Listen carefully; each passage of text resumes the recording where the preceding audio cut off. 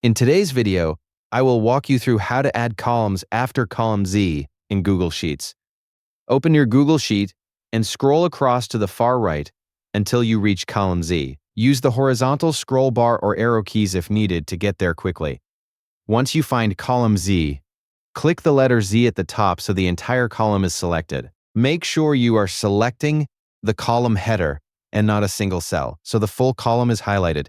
With column Z selected, right-click on the column header. If you are on a trackpad, you can use a two-finger tap or hold the Control key and click.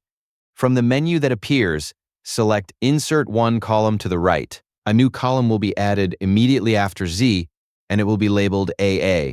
To add more columns, click the header of the last column again, such as AA, then right-click and choose Insert One Column to the right once more. Each time you repeat this, a new column is added, and the labels continue in order, like AB, AC, and so on. Thank you for watching the video.